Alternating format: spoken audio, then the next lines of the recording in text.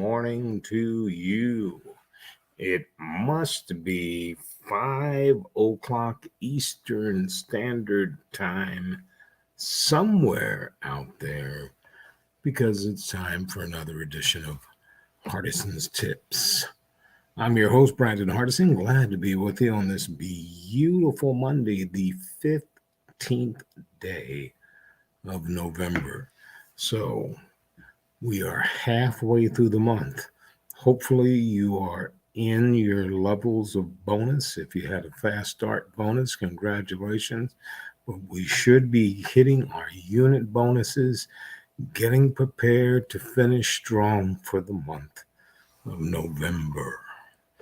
Today, we're going to look at something that sales managers always worry about. No matter if it's major account, key account, up and down the street, in-home sales, regular retail, whether it's computer sales, office equipment, or automotive sales.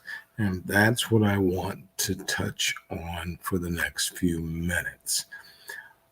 Why, as a sales manager, you might have to let your top performing salesperson go. Now, it seems like a crazy notion, but firing your top sales performer, some may say, really? Why on earth would you cut loose the one person that brings in the most revenue to help your company survive? But in fact, is that your strongest salesperson? Might be the person that's the weakest link in your overall business. So, how can this happen? Why do we let this happen?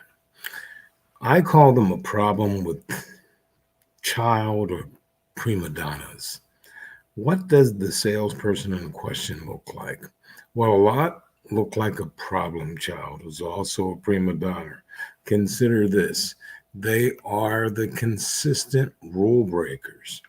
The problem child salesperson doesn't like to follow rules. In fact, she may not follow them at all.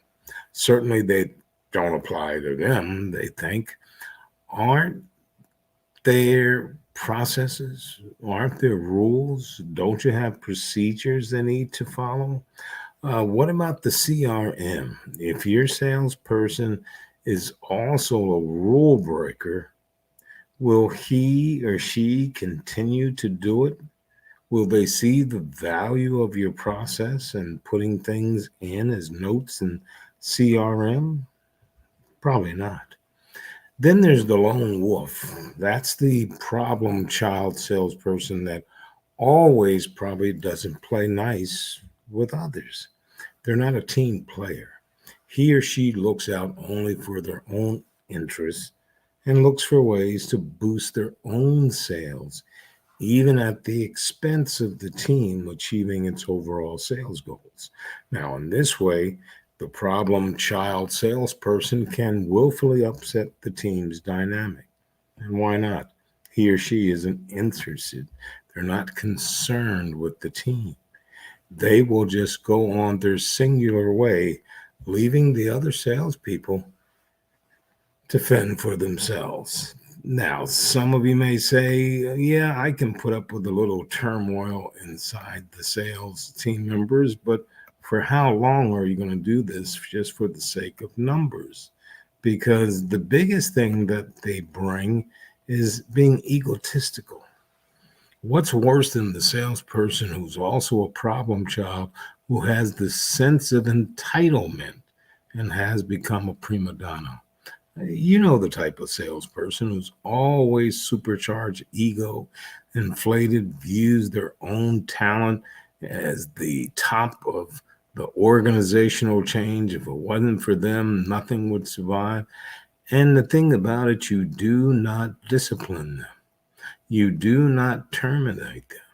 After all, that's your superstar, right?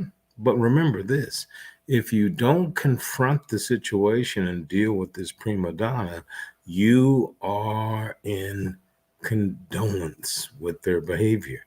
And now your other team members see that. And that's going to cause you the biggest problem down the road. We need to have accountability for everyone. Tolerating bad behavior of a salesperson, even if it is your top salesperson, tells the rest of your team members that nothing matters on a team concept here. This person is always getting away with it. So think about a different message you can send your team. What if you put in place policies and procedures and expectations that apply to every salesperson? In that case, you have found a foundation for cooperation and growth. You will always have a baseline for discipline and termination if you needed to. With your prima donna salesperson, you will almost surely need it. I would sit down with everyone one on one, but especially with the prima donnas, let them know that accountability for team processes is what we're looking for. See, by showing your team that you won't tolerate selfishness, here's what's going to happen. They're going to start watching you. And when you make those decisions to get rid of those prima donnas, to get rid of these people that are larger than life, now your team grows. Because when things happen like this, these folks that are on your team will respect you more as a leader, and they'll pretty much do anything for you. Imagine you losing that prima donna and you're thinking that you have no one to close. But out of the blue, here's two or three people picking up where the prima donna left off, and you have not lost any business at all. Remember, high performing salespeople look at their management, look to see what the organization is going to do about it, and they may come out of that shell.